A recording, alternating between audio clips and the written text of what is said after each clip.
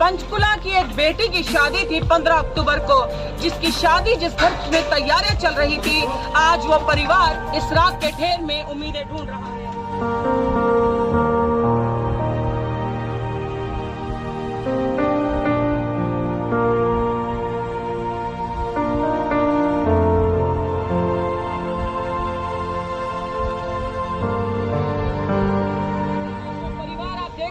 जिनका जीवन यापन किराने की दुकान से और मंदिर के पूजा पाठ के सामान से जो है रेडी मार्केट में चलता था, आज वो इस राख के ढेर में उन अन्न के दानों को ढूंढ रहे हैं, उस भगवान को ढूंढ रहे हैं जिसकी पूजा और आराधना के लिए वो लोगों को सामान बेचते थे। आपको बता दें कि पंचकुला में भीषण अग्निकांड हुआ है, जहां पर 148 दुकानें जलकर राख हो गई हैं।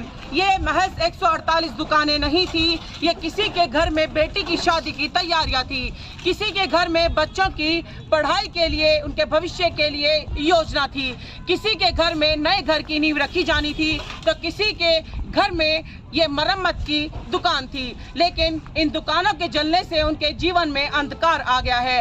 वीरवार की देर रात और शुक्रवार की तड़के सुबह जो इनके जीवन में काल बनकर आई, वो ये रात बनकर आई, वो ये आग बनकर आई, ये अग्निकांड जिसने सब कुछ जलकर राख कर दिया। इस वक्त हम इस राख के ढेर पर खड़े हैं, इस मलबे पे खड़े हैं। ये मलबा है पंचकुला की सबसे भव्य मार्केट, सबसे मशहूर मार्केट, 9 की सेक्टर की रेडी मार्केट। ये रेडी मार्केट जिसमें ऐसा पंचकुला का कोई बाशिंदा नहीं जो इस मार्केट का ग्राहक ना हो, ऐसा कोई व्यक्ति नहीं पंचकुला का जो इस मार्केट से कोई सामान ना ले जाएगा हो, जो इस मार्केट में कभी ना आया हो।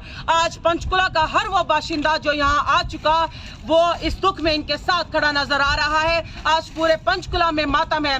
महज 148 परिवार की उम्मीदें जलकर राख नहीं हुई, बल्कि पूरे पंचकुला वासी इस गम में इनके साथ हैं।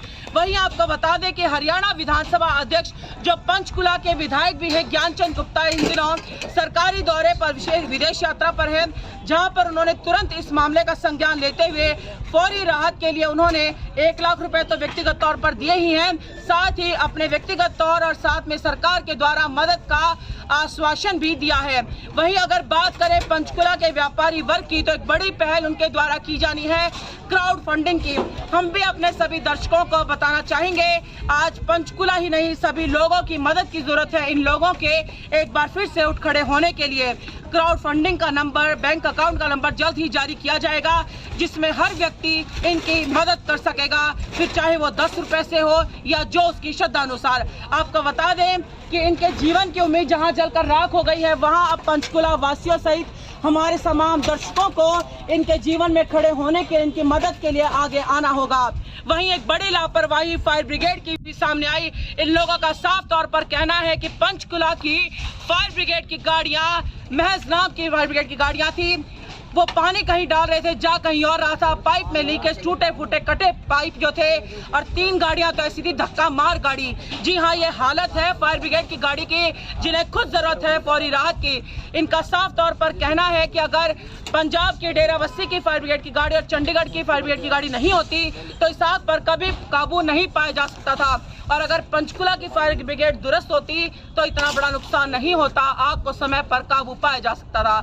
ये दुकानदार है जो रात को जब आग लगी तो खुद आग के बीच में कूद पड़े अपने सामान को बचाने के लिए, अपने जीवन को बचाने के लिए कि कहीं कुछ बच जाए, क्योंकि फायर ब्रिगेड से तो ये नाउम्मीद हो चुके थे और खुद जान जोखिम में डालकर आग में कूद पड़े थे।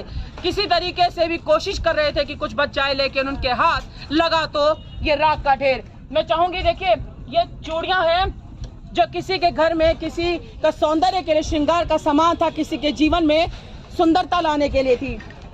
वहीं दूसरी तरफ या कुछ जले फले कपड़े आप देख सकते हैं, ये हैंडलूम की दुकान थी और यहाँ पर सजावट का सामान था जो हर किसी के घर में कहीं पर्दे, कहीं चद्दर, कहीं कुशन या किसी भी तरह के सजावट के सामान में रूप में मौजूद था। लेकिन आज यहाँ पर पर्दे की जगह लटक रहे हैं ये जले हुए पतरे।